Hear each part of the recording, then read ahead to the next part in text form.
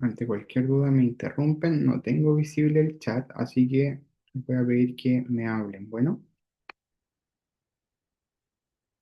y como bien decía el título, hoy vamos a hablar sobre cuidados de enfermería en patologías urológicas. Destacar que esta presentación es sin conflictos de interés, por lo cual si en algún momento menciono alguna marca, producto, es netamente asociado a la familiaridad con ello, ¿ya? Algunos de los aprendizajes esperados de esta presentación es recordar conceptos básicos de la anatomía fisiológica urológica, reconocer aspectos epidemiológicos y cómo impacta esto a nivel mundial y nacional, describir y reconocer las principales patologías urológicas, comprender cuidados de enfermería, de las patologías urológicas y, por supuesto, también conocer y entender el GES relacionado a las patologías que lo contengan. Importante, primero, definir o diferenciar la urología de la nefrología. Entendemos como urología toda aquella especialidad médica y que además es quirúrgica que se enfoca en el estudio y el diagnóstico, además del tratamiento de enfermedades del sistema urinario y el aparato genital masculino. Esto es súper importante también recalcar porque muchas veces se cree que la urología únicamente ve al hombre, ¿ya? Como, oh, una mujer que vaya al urólogo es raro. No, en realidad no es raro, ¿ya? Considerando que el urólogo ve desde el riñón hasta la uretra. Es más conocido porque atiende principalmente hombres, pero no es de Profe, extrañar que también diga, me está compartiendo pantalla. ¿no? Ay, perdón. Vamos de nuevo, lo siento. Gracias por avisarme, Jan. Eh, Vamos de nuevo entonces. ¿Ahora sí?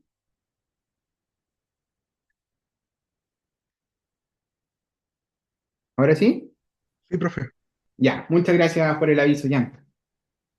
Vamos entonces, cuidado de enfermería en patología urológica entonces. Ya mencionamos que era sin conflictos de interés esta presentación y también mencionamos los aprendizajes esperados, ¿cierto? Entonces, estamos hablando de la diferencia de urología y nefrología. Importante, como les mencionaba, que la urología ve tanto lo médico como lo quirúrgico, ¿ya? Mientras que la nefrología está centrada netamente en las enfermedades médicas y del riñón, no aborda quirúrgicamente, ¿ya? Entonces eso es súper importante tenerlo en consideración. Entendiendo además que el sistema urinario va desde los riñones, pasando por los uréteres, vejiga y uretra, y en el caso de los hombres, como decía, también es importante que el urólogo o la urología analiza la próstata, los testículos y el pene, ¿ya? O todo tipo de alteración a este nivel, ¿ya? Entonces es súper importante tener esta diferencia.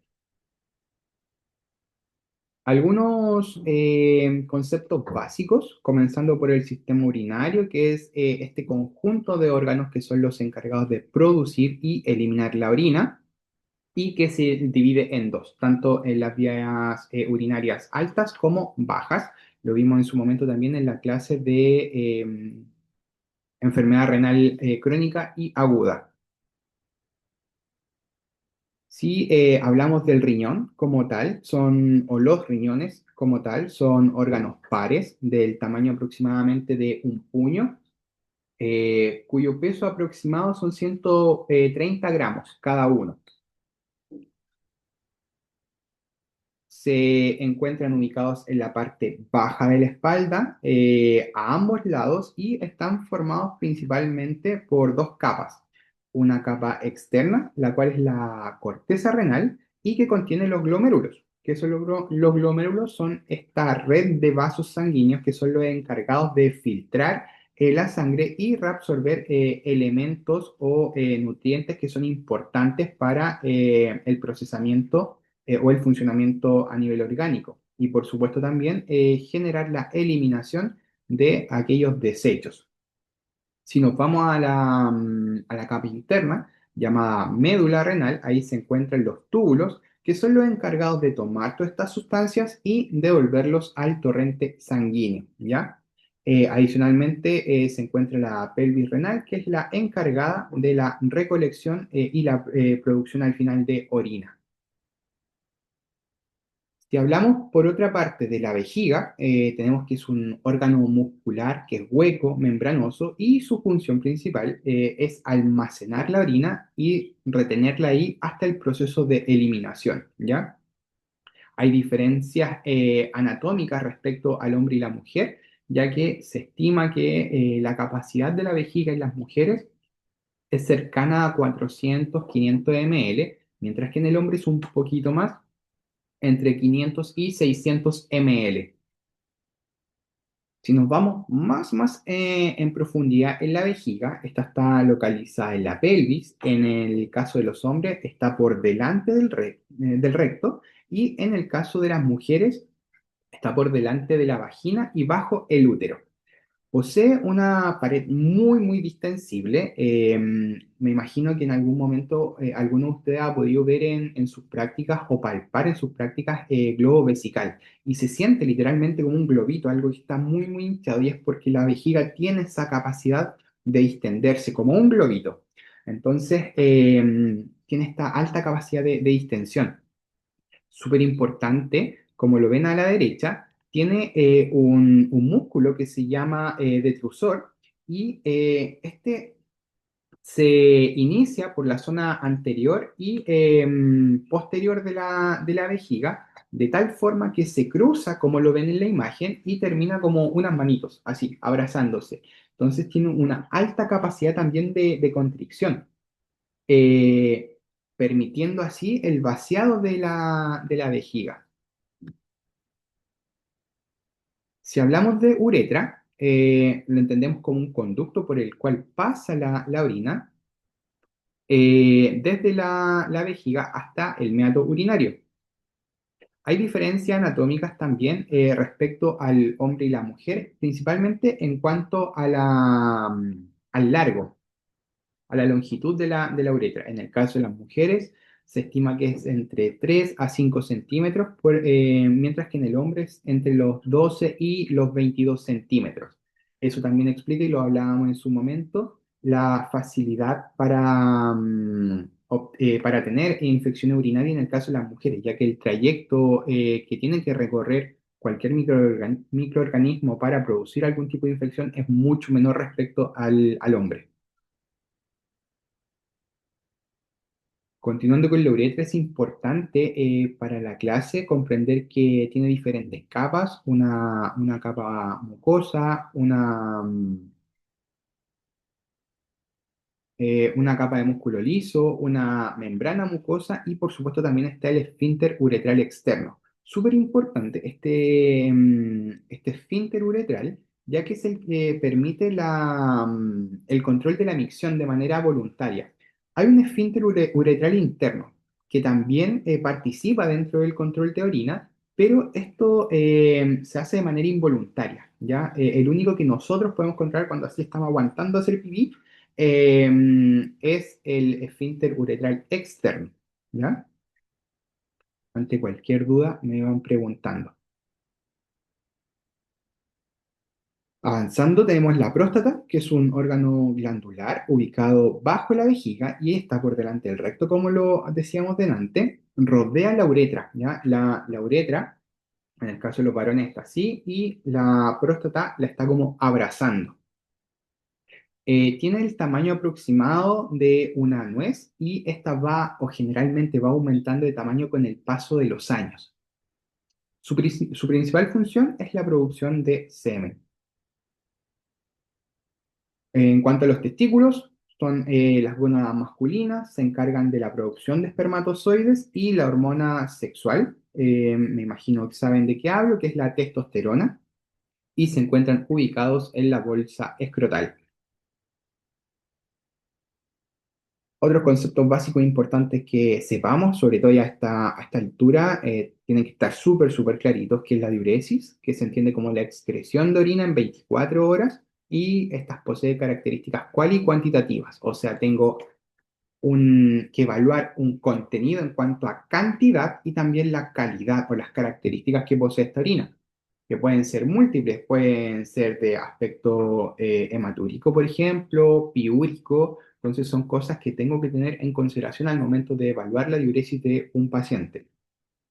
Otro concepto importante, oliguria, se entiende como la disminución del volumen urinario y que va entre los 100 y los 400. Es menos de 400 en 24 horas, más de 100 ml en 24 horas. Eso entendemos como oliguria.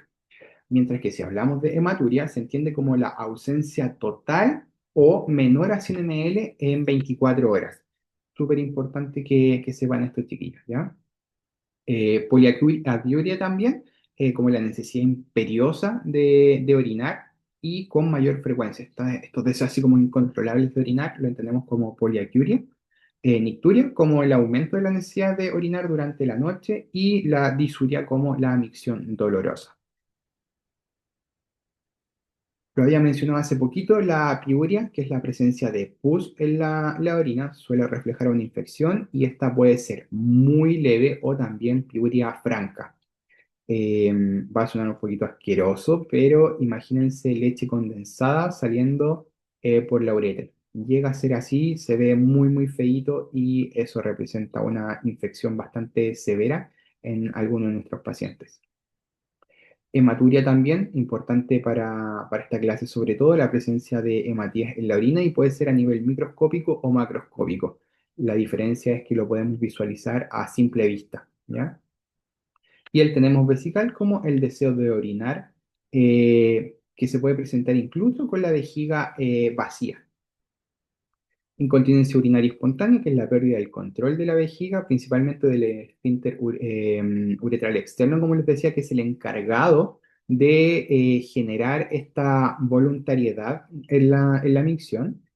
En el caso también de la retención urinaria de orina, perdón, retención aguda de orina, que es la incapacidad para iniciar la micción, y la resección transuretral de próstata, que lo vamos a ver un poquito más adelante, que es una cirugía común en el tratamiento de la hiperplasia prostática benigna. Un poquito de epidemiología. Respecto a las ITUS, se estima que 150 millones de personas de manera anual tienen algún tipo de infección asociada al tracto urinario. Es una de las infecciones más comunes, sobre todo en los servicios de urgencia. Si hablamos de litiasis urinaria, por ejemplo, tiene una tasa de 10,6 millones de casos. Esto equivale a 1.394 por cada 100.000 habitantes. Y si hablamos de hiperplasia prostática benigna, tiene una prevalencia de 112,5 millones de casos. Esto si lo llevamos a una tasa ajustada, recordar que la tasa ajustada es aquella que se utiliza para comparar diferentes factores, por ejemplo, edad o sexo. Esto corresponde a 2.783 habitantes, digamos, 2.783 por cada 100.000 habitantes, ¿ya? No deja de ser menor y por supuesto son varones. Si hablamos de epidemiología nacional, la ITUS es la principal causa de sepsis en consulta en los servicios de urgencia y se estima que el 60,9% de las ITUS está asociada también al uso de catéter urinario. Por eso también es importante fomentar el retiro precoz de estos dispositivos. Si hablamos de hiperplasia prostática, la prevalencia en hombres mayores de 45 es de 3,9 y por supuesto va aumentando por la edad. Lo vamos a ver más adelante por qué. ¿Qué patologías vamos a tocar hoy día? La RTO, la retención urinaria, la hiperplasia prostática benigna, la urolitiasis, la ITU como infección de tracto urinario, eh, la incontinencia urinaria espontánea, hidrocele, varicocele, algunas anatomías congénitas, cáncer prostático, vesical, renal y testicular. Esto un poquito más por encimita debido a que hay clases específicas de ello. Y vamos a empezar con la retención urinaria aguda, que corresponde a un trastorno de la vía urinaria en el cual una persona de forma súbita no puede vaciar su orina. Es importante en esto destacar que está asociado principalmente a varones, secundario a la hiperplasia prostática, ¿ya? No quiere decir que en mujeres no suceda, lógicamente por otras causas, pero se asocia principalmente a varones. Respecto a su epidemiología, perdón, entre el 5 y 10% de los varones mayores a 50 años presenta esta situación. En el caso de hombres mayores a 70 ya aumenta al 10%. Y si hablamos de varones mayores a 80 años ya aumenta al 33%. Uno de cada tres hombres presenta esto. Y como les decía, se asocia principalmente a hiperplasia prostática benigna. ¿Cuál pueden ser otras causas de esta situación? Por ejemplo, infecciones urinarias o traumatismos también. Algunas cirugías podrían también ocasionarlo.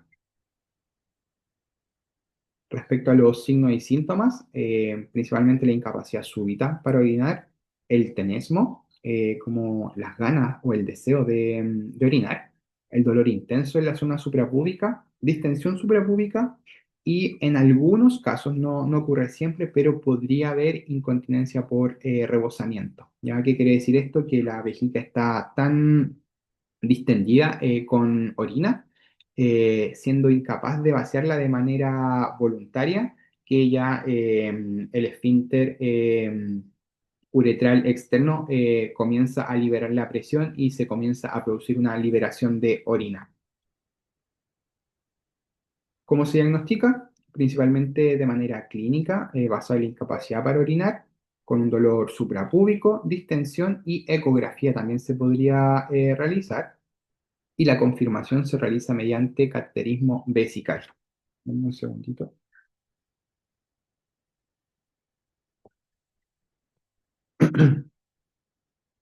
¿Cómo se trata? Principalmente a través del vaciado vesical mediante cateterismo, que puede ser uretral o suprapúbico. Lo hablamos también en la clase en su momento, entendiendo el cateterismo suprapúbico como este procedimiento médico llamado cistostomía, en el cual se realiza a través de un catéter, en algunos lugares a través de una bránula, como la de las vías venosas, se realiza una punción a nivel suprapúbico, llegando a la vejiga, y esto se conecta a un recolector de orina.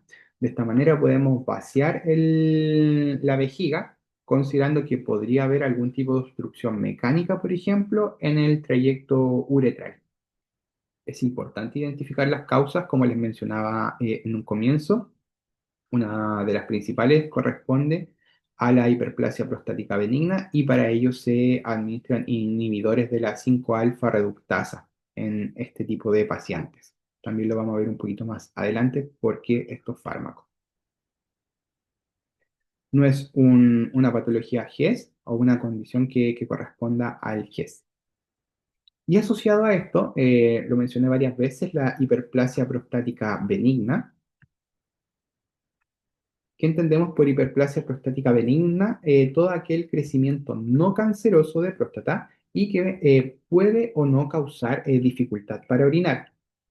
Lo habitual en este tipo de pacientes es que les cueste mucho orinar o que su orina sea pausada, y lo otro, en el caso que el paciente requiera algún tipo de cateterismo uretral, son altamente difíciles de cateterizar. Generalmente tiene que ir el urólogo y realizar este procedimiento porque hay alto riesgo también de que sea un procedimiento traumático y generemos algún tipo de lesión.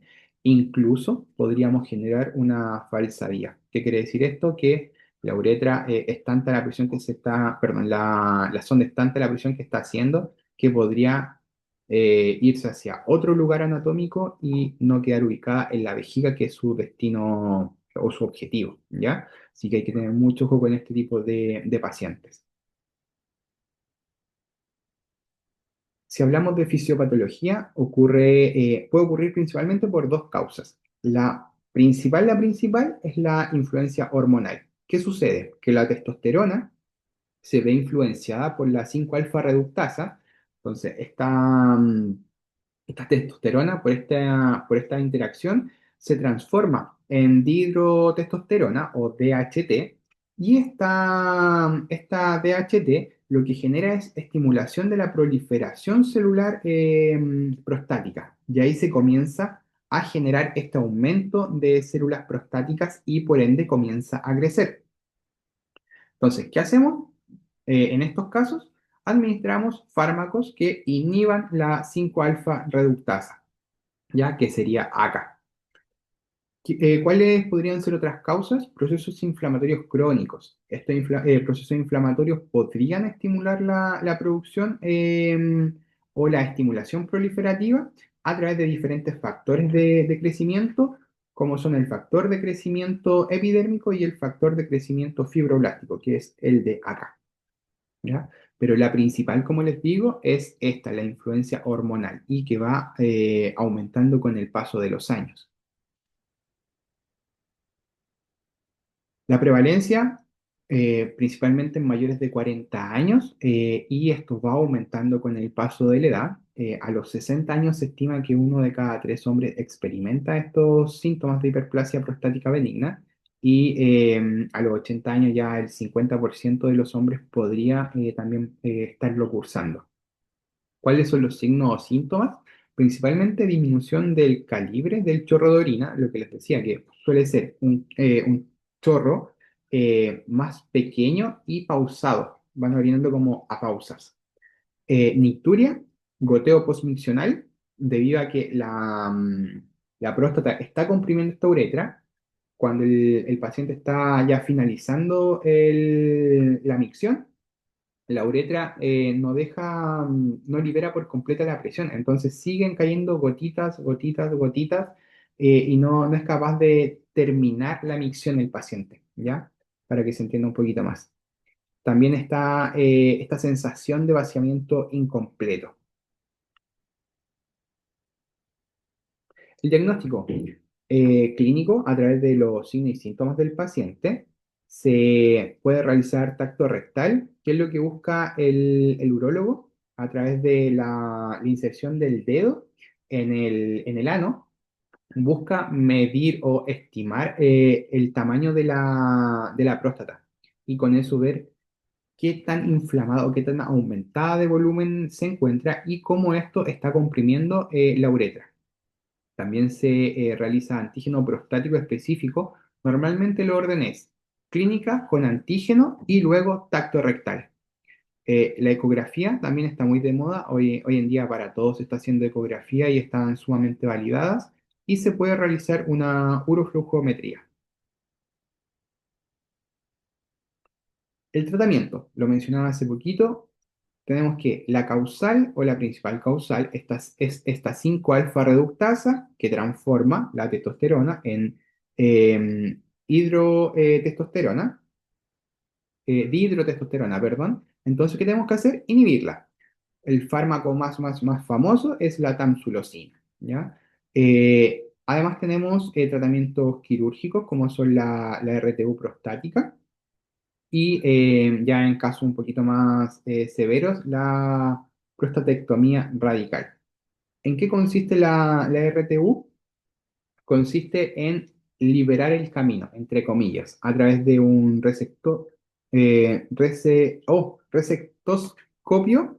Esto se pasa por la uretra y va como raspando, entre comillas, va sacando este tejido que está obstruyendo el flujo de la orina en la uretra, y se va liberando este espacio, como ven acá. Entonces abre el camino para poder tener el paso libre entre la vejiga y la uretra. Se puede dejar una sonda, normalmente dejan una sonda porque acá hay sangrado, hay inflamación, entonces se deja una sonda para favorecer el vaciamiento. Cuidado de enfermería, principalmente post-RTU, control de la hematuria y los signos de infección.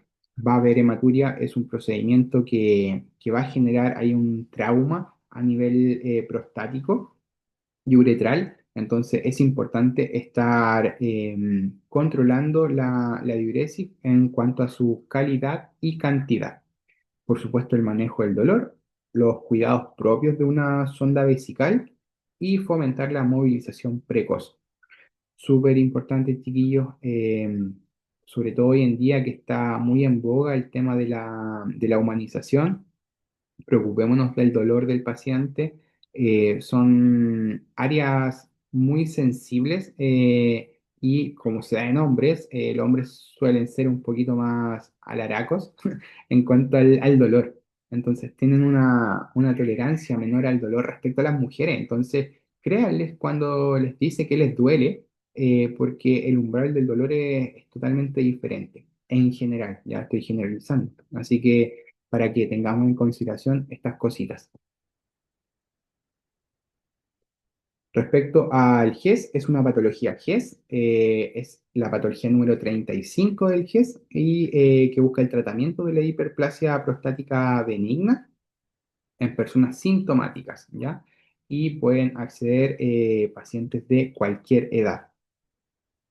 Por supuesto, están las opciones de atenderse a nivel de servicio público en FONASA o privado en ISAPRE.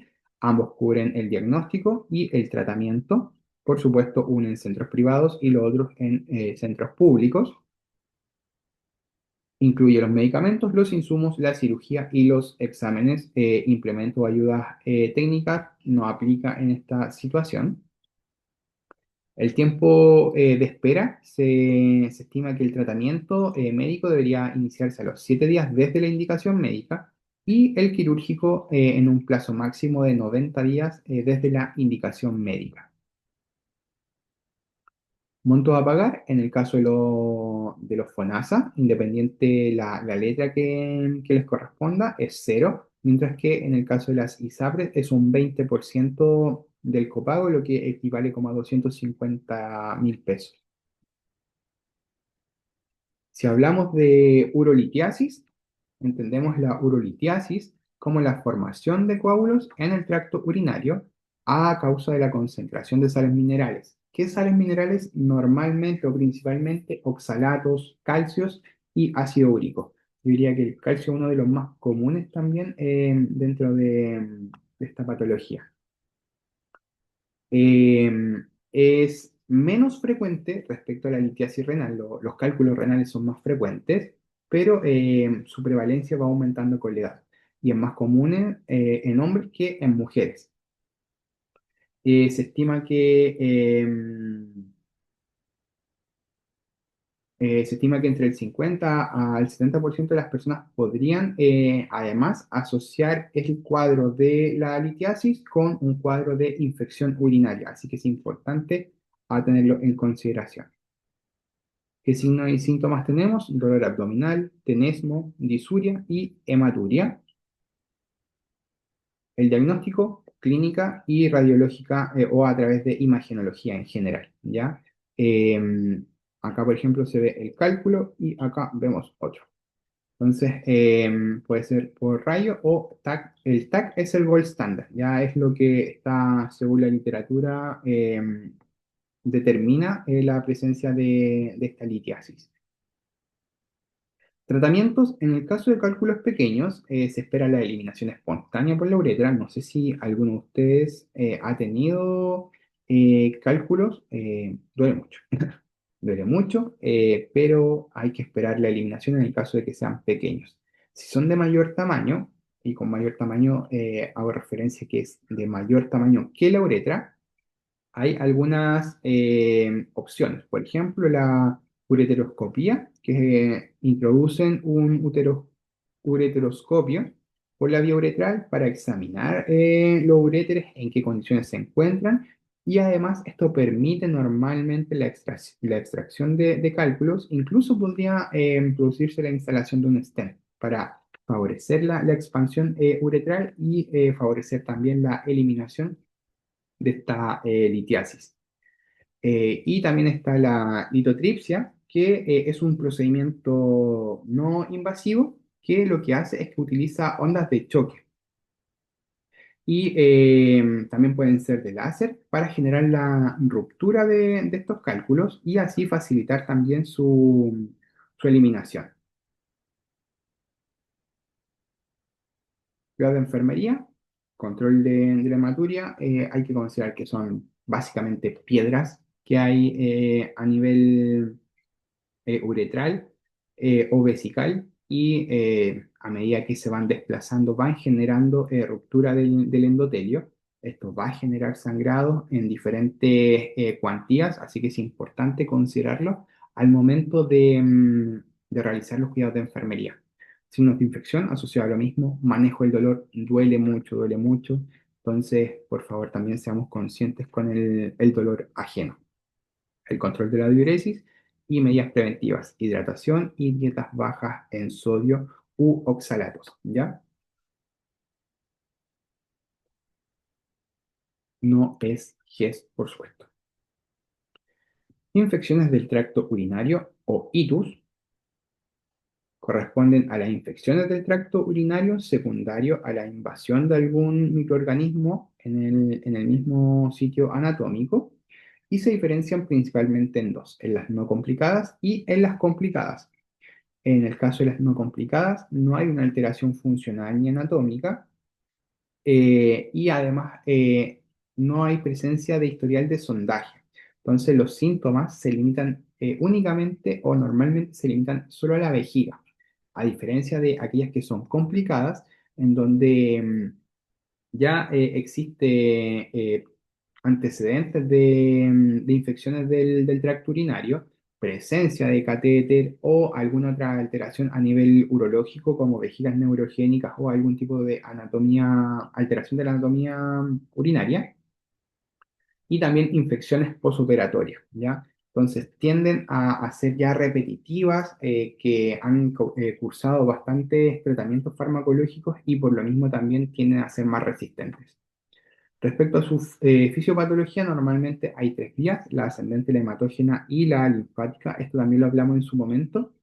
La ascendente corresponde a la colonización a través de la uretra, es la más común de todas y es un intento continuo a nivel de microorganismos por ir ascendiendo e ir colonizando las vías urinarias.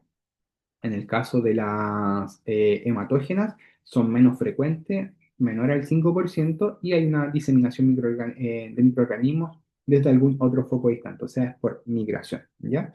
Y en el caso de la linfática, un mecanismo que no está muy claro y se estima que es netamente por comunicación linfática a nivel intestino-riñón, esta comunicación que puede haber, o también vejiga-riñón.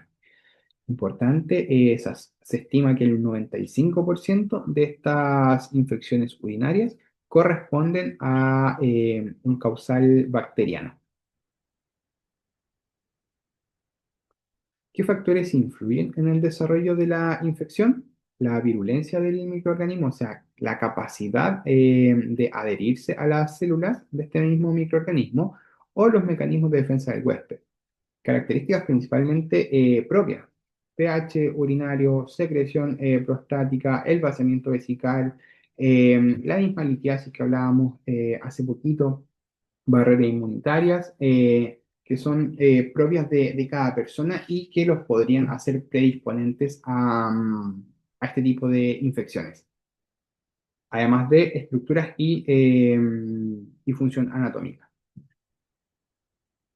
Está presente en al menos el 50 al 70% de las mujeres y en Chile, como lo mencionaba al comienzo, es la causa más frecuente de consultas médicas en los servicios de urgencia. Respecto a los signos y síntomas, están las itus bajas que producen disuria, poliaquiuria, principalmente todo lo relacionado a la diuresis, ya alteraciones a la diuresis, eh, nicturia, ocasionalmente podría ocasionar por el proceso séptico alteraciones confusionales en el caso de los adultos mayores y por supuesto orina de mal olor. Hay que considerar que se estima que entre el 50 y el 70% de las mujeres en algún momento de su vida van a tener algún tipo de infección urinaria y en 20 o 30% de estas mujeres va a ser repetitiva.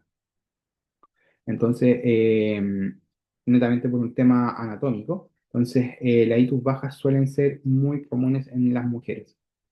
La ITU alta ya esta colonización fue más allá, fue incluso llegando a nivel renal y puede ocasionar fiebre, dolor lumbar, vómitos y puño percusión. El diagnóstico clínico principalmente y por supuesto con el gold standard que es el urocultivo, ¿ya? Además se puede hacer, se tiende a hacer primero orina completa y ahí se toma un urocultivo en donde podemos evidenciar la cantidad de nitritos, si hay piuria, si hay leucocitos y por supuesto a través de este cultivo de orina también generar un antibiograma para determinar qué antibiótico es específico para el agente que está ocasionando la infección urinaria. ¿Cuál es el agente más común? La E. coli, por lejos. Uso antibióticos, considerando el agente causal, que es lo que estaba mencionando, y su sensibilidad. Ya no es lo mismo tener una orina, un urocultivo, perdón, positivo para un E. coli que sea sensible a, no sé, voy a inventar, ceftriaxona y a meropenem, pero la sensibilidad es totalmente diferente.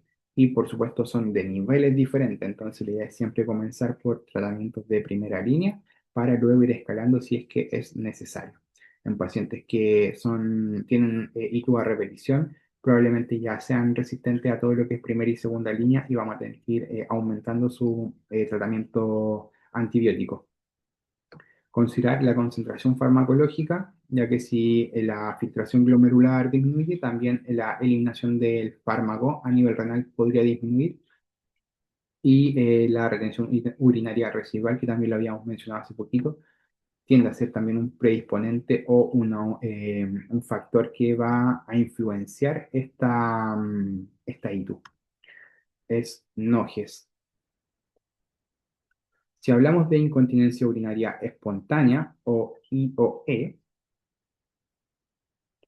vemos que es la sensación urgente y repentina de la necesidad de orinar y que no se puede suprimir, lo cual lleva a la pérdida involuntaria de orina. Ya es una incontinencia, como dice su nombre.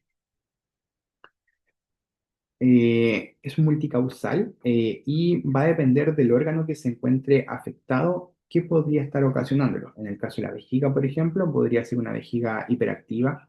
En el caso de las vías urinarias, infección. En el caso nervioso, una alteración neurológica que, por ejemplo, no está alterando el esfínter uretral interno, o incluso podría ser el externo, que no está ahí afectando el control urinario o miccional. En el caso de las vejigas hiperactivas y alteraciones neurológicas, hay un cambio en el control de la red neurológica, que es quien controla la micción, y que puede ser a cualquier nivel. Puede ser, por ejemplo, hiperreflexia del detrusor, músculo que estábamos hablando de la vejiga y que es el encargado de contraer la vejiga. Puede haber una contracción involuntaria, un tema nervioso, el paciente no es capaz de controlar cuando desea miccionar y apretar la vejiga. Esto se controla de manera involuntaria y genera incontinencia. También puede haber arreflexia vesical, que básicamente es un rebosamiento por retención urinaria. La alteración entre la función del detrusor y el esfínter, o sea, el músculo de la vejiga no está funcionando de manera sincrónica con el esfínter uretral y esto ocasiona la incontinencia también.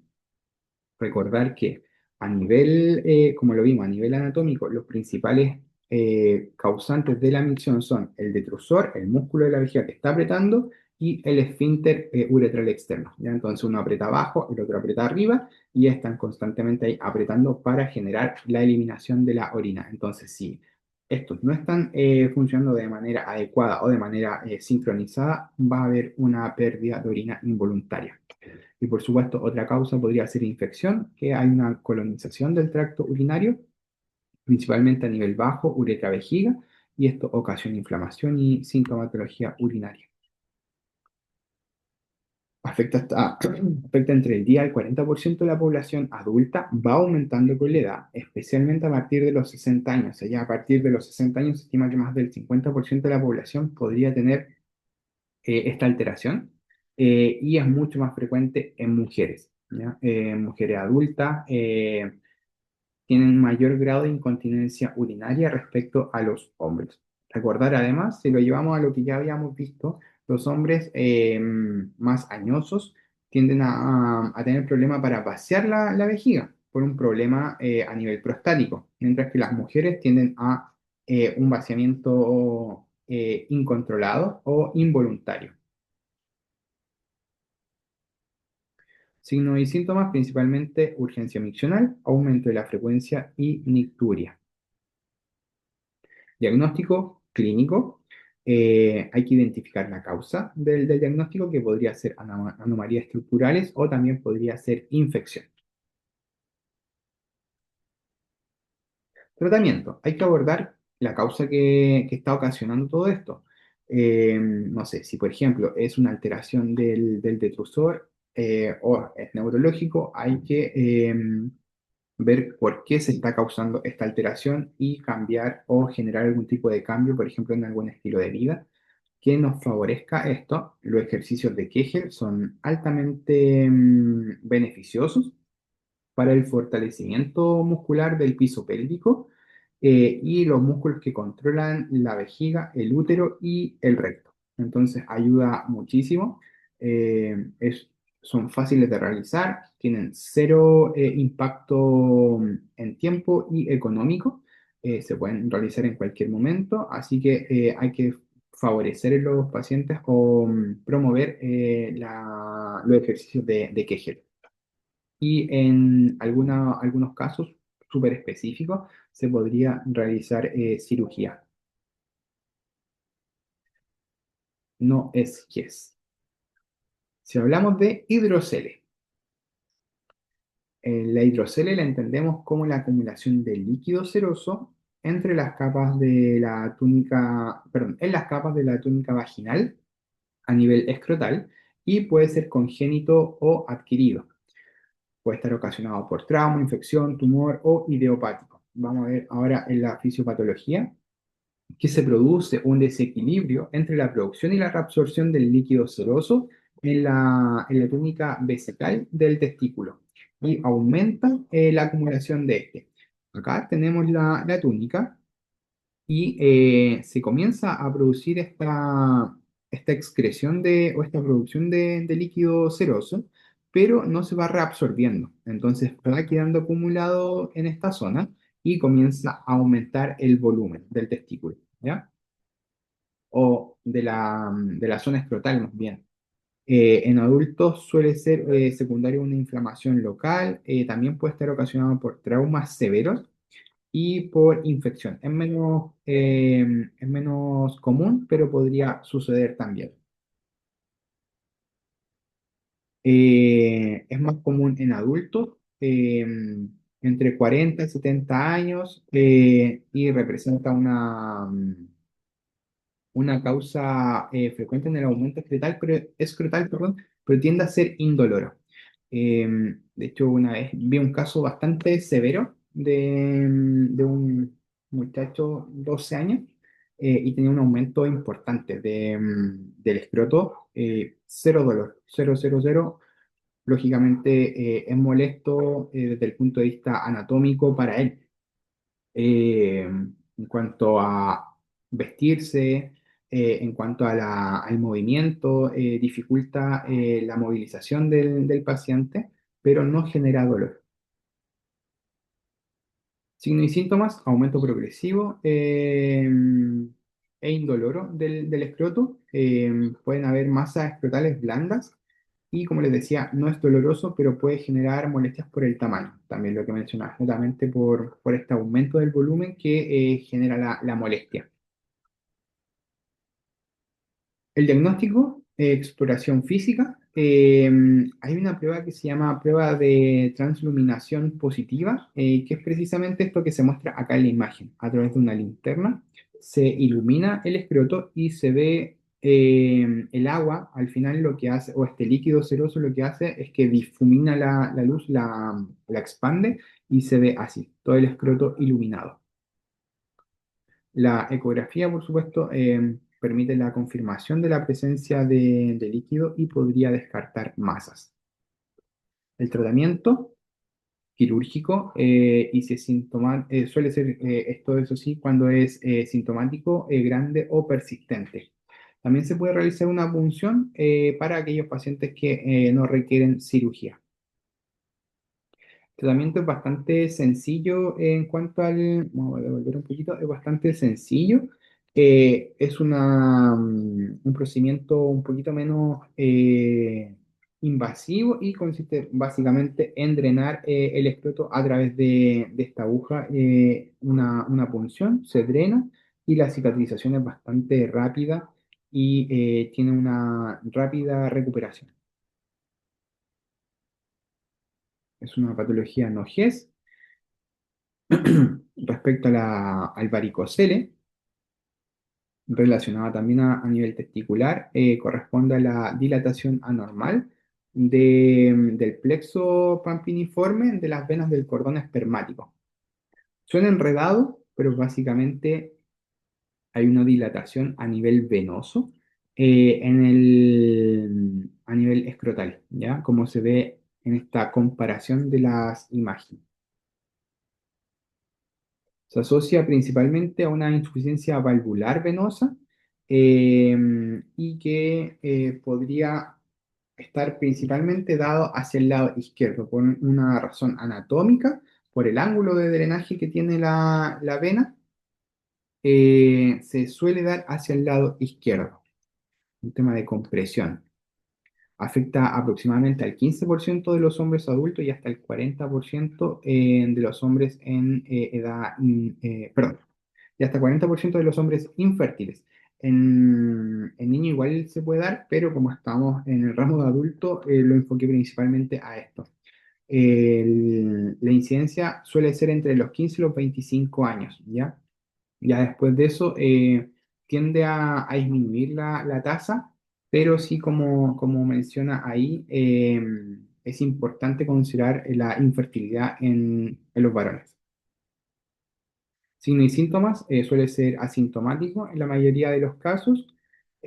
Podría haber un dolor escrotal que suele suceder cuando están de pie, sensación de pesadez.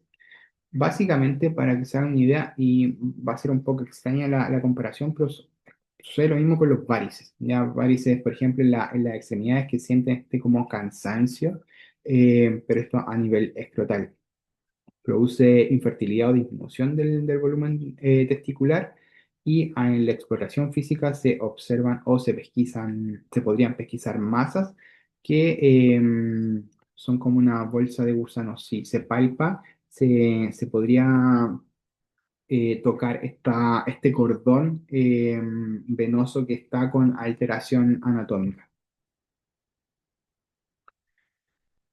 Exploración física, como les decía, en bipedestación y en maniobras de Valsalva. ¿Por qué en Valsalva? En Valsalva, perdón. Porque al momento de generar Valsalva aumenta la presión sanguínea.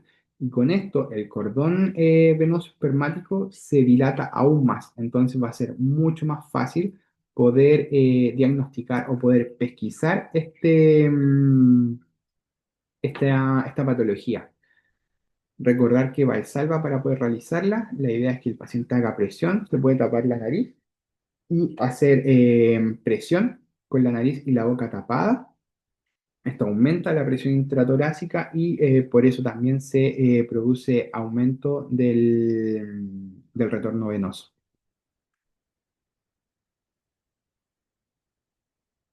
de la presión del retorno venoso, perdón.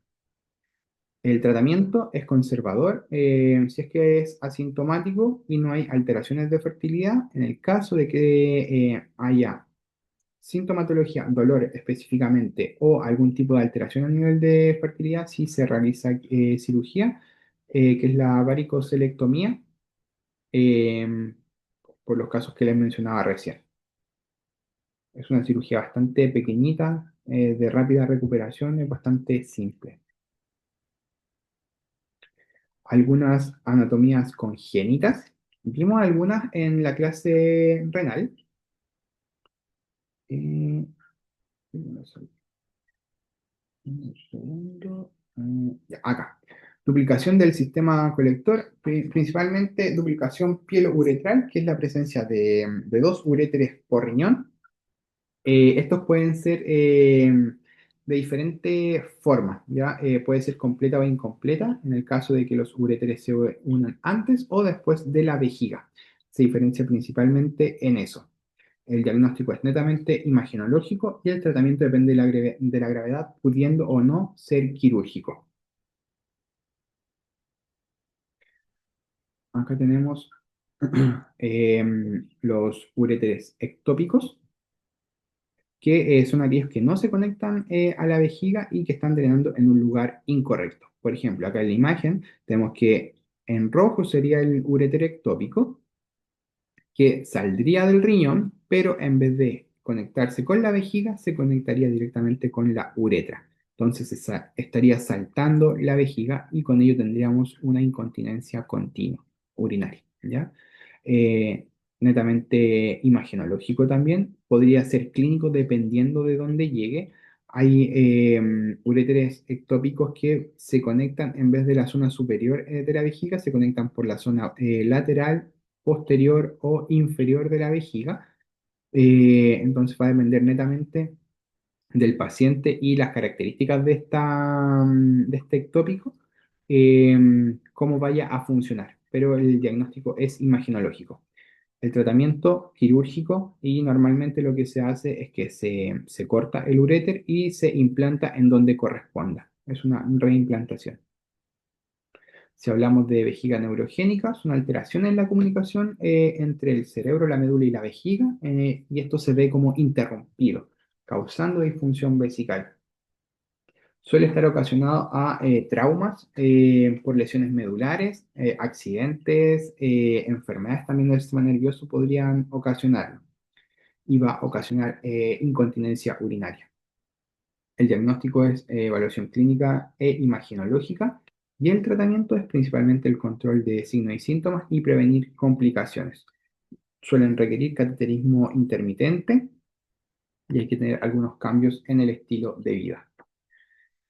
Hablamos ya de la epispadia y la hipospadia, entendiéndose la epispadia como la apertura o la conexión de la uretra con el ambiente en la cara dorsal del pene, mientras que la hipospadia en la cara ventral del pene. Ya hay diferentes grados de, de hipospadia.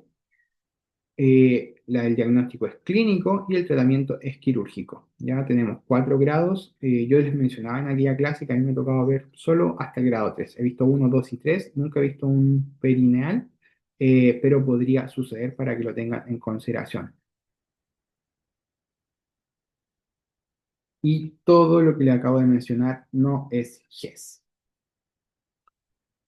Si hablamos de cáncer, vamos también a pasarlo por encimita porque ya son cosas que vimos y que en las clases también que vienen de cáncer también se van a tocar, así que lo vamos a ver por encimita solamente. Hablamos de cáncer prostático, que es una neoplasia maligna de la glándula prostática y por supuesto se ve en hombres. Principalmente hombres mayores de 65 años, son de tipo adenocarcinoma que crecen lentamente y que están asociados netamente a algo hormonal. Recordar que casi todo lo prostático está asociado a lo hormonal. Podría también estar asociado a la 5-alfa reductasa que genera este cambio hormonal y cambios proliferativos o aumentos proliferativos de las células prostáticas. El diagnóstico se realiza a través del antígeno prostático, que es súper específico. También se puede realizar a través de tacto rectal y alguna biopsia o imaginología. Tratamiento, una vigilancia y cirugía si es que lo requiere el paciente, además de radioterapia o quimioterapia en situaciones un poco más avanzadas. Es una patología GES en pacientes de 15 o más años. Por supuesto, pueden ser atendidos a nivel público o privado en FONASA o ISAPRE. Incluye los medicamentos, los insumos, la cirugía y los exámenes. No requiere ayudas técnicas. Los tiempos son de 45 días para la etapificación, 60 días para el tratamiento primario y 30 días para los tratamientos complementarios. FONASA no paga, no realiza copago. Y en el caso de la ISAPRES es cercano al 20% del copago, que equivale como a 570.000 pesos. Hablando de cáncer vesical, entendemos como una neoplasia de la vejiga, principalmente de tipo carcinoma, frecuente en hombres también, y genera estos daños a nivel endotelial y que va avanzando también en las características de las células, ¿ya? Desarrollan displasia y luego carcinoma que pueden ser invasores incluso, ¿ya? Así que genera este cambio a nivel característico, digamos, en las características de las células endoteliales. El diagnóstico suele ser por hematuria microscópica, citoscopía o TAC con contraste. El tratamiento, resección transuretral y también pueden haber algún tipo de quimio o radio. Es una patología GES que también es para mayores de 15 años. Por supuesto, también se atiende a través de, no, se realiza atención a través de FONASA o ISAPRE, mismas prestaciones, medicamentos, insumos, cirugías y exámenes. 30 días para la etapificación, 45 días para el tratamiento y 30 días para los tratamientos adyuvantes como quimio o radio y 30 días para el control, que es el seguimiento. En el caso de FONASA no se paga copago, en el caso de las ISAPRE también es el 20%. En el caso del cáncer renal, suelen ser tumores del parénquima renal, principalmente de tipo carcinoma. Está presente aproximadamente en el 3% de los cánceres de adultos. Es un número bastante bajito respecto a otros cánceres y también afecta principalmente a hombres. Se tiende a originar en los túbulos renales y puede ir extendiéndose e invadiendo otras zonas anatómicas por contigüidad. Suelen ser hallazgos incidentales a nivel imagenológico. Se va a hacer un TAC por alguna otra cosa y observan una masa un poco extraña y se dan cuenta, ya que es un cáncer bastante silencioso. La confirmación, por supuesto, es a través de una biopsia, pero que no siempre es necesaria, ya que con la imagen puede ser suficiente. Ahora, ¿de qué nos sirve la biopsia? Para etapificar este cáncer. El tratamiento, nefrectomía, puede ser parcial o radical, inmunoterapia, inhibidores o también algún tipo de quimio o radio. También es GES para mayores de 15 años o desde 15 años. Por supuesto, FONASA o ISAPRE, mismos beneficios y los tiempos son 45 días para la etapificación, tratamiento en 30 días y los adyuvantes en 30 días, también con 0% de pago a nivel de FONASA y un 20% en el caso de las ISAPRES. El cáncer testicular, por supuesto, es una neoplasia que afecta a los testículos en hombres jóvenes principalmente, entre los 15 y los 40 años. Es de los menos frecuentes, pero hay que estar considerándolo en el caso de que presenten algún tipo de alteración a nivel anatómico genital.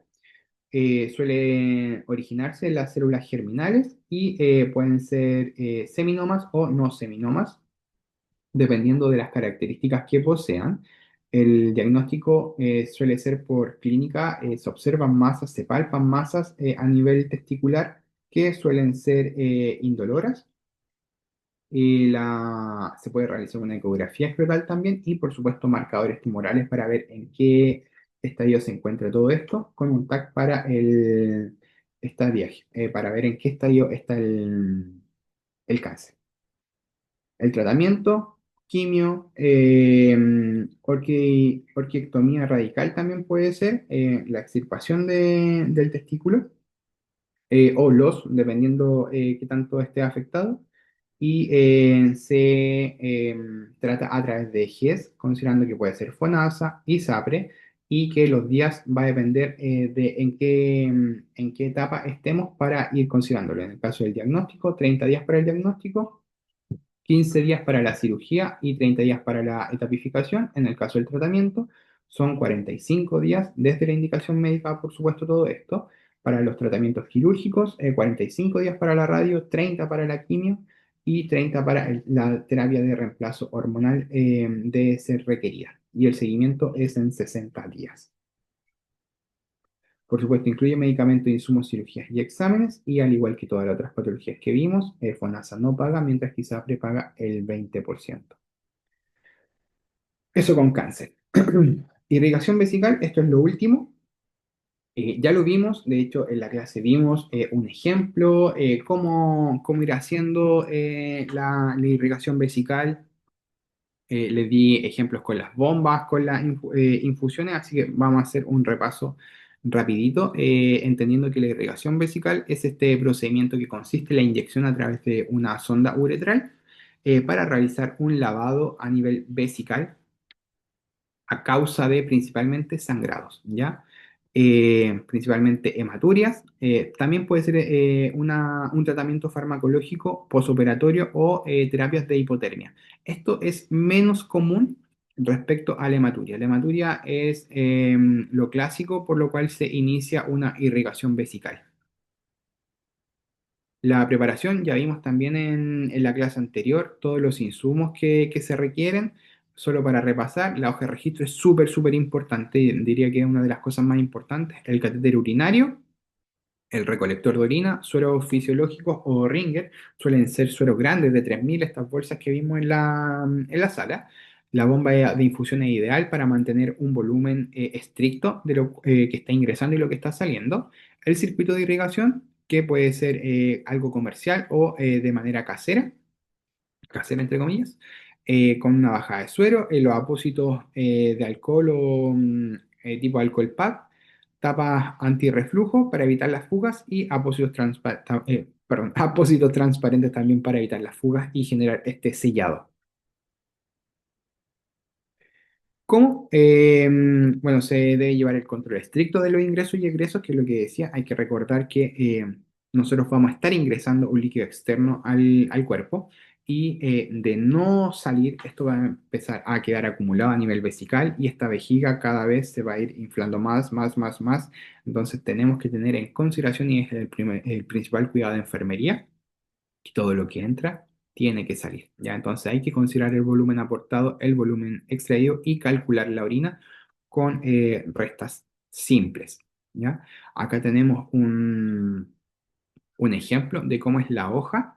Voy a disminuir el tamaño para que hagamos el ejercicio. Por ejemplo, de hecho, hoy día yo tenía un paciente anoche, perdón, tenía un paciente que estaba con irrigación vesical.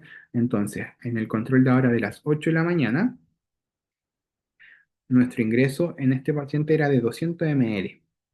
Era suero Ringer lactato y en el control de las 8 de la mañana el paciente orinó 420 ml. Era hematúrico y acá lo que hacemos es una resta simple. Sacamos 420, ingresaron 200, la diferencia es 220.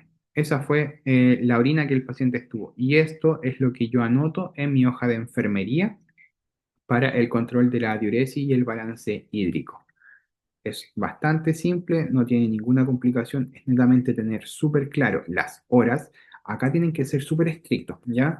Que el control urinario sea horario o clock, ¿ya? De 8 a 9, de 9 a 10, cada una hora estar verificando esto, ir ajustando los ingresos o los egresos. Por ejemplo, nosotros cuando empezamos el turno de noche empezamos con un volumen de 50 ml, pero cada vez la orina se fue poniendo más hematúrica, con presencia de coágulos, entonces fuimos aumentando el volumen para evitar que la sonda se fuese a tapar, se obstruya. Entonces aumentamos el volumen y con eso favorecemos el lavado vesical y con ello también la sonda no corre este riesgo de taponearse y permite la salida de la orina, ¿ya? Súper importante eso, los ingresos, tener en consideración cuánto estamos ingresando, cuánto estamos sacando y de cuánto es nuestro balance. ¿Por qué? Porque ha sucedido en ocasiones que dicen, egreso de 420, orinó 420 ml. No, no orinó 420 porque nosotros estamos aportando 200, entonces hay que restar eso, ¿ya? Súper importante. Y por supuesto las características. La idea es que si nosotros estamos tratando la causa, esto no es un tratamiento como tal, ya a menos que tengamos algún fármaco dentro de este suero. La idea es que se vaya tratando la causa. ¿Por qué está, por ejemplo, sangrando el paciente? Entonces, tratar la causa y esta hematuria debería ir descendiendo con el pasar de las horas, ya debería ir aclarando. Cuidados de enfermería propios del manejo de la CUP, valoración continua de las características del contenido extraído, valoración del balance hídrico, ajustando la velocidad, que es lo que les mencionaba, e intentar corregir la causa y sugerir cambios de terapia. Por ejemplo, la suspensión de anticoagulantes si es que el paciente está sangrando y es eso lo que nos está ocasionando esta hematuria, ¿ya? Acá están las referencias bibliográficas de la presentación. Tienen bastante para poder visualizar en el caso que lo deseen. Ante cualquier duda, no olviden dejar ahí sus comentarios para ser resueltas y estamos en contacto. Espero que haya quedado todo muy claro y que tengan una muy buena jornada. Nos vemos, que estén bien.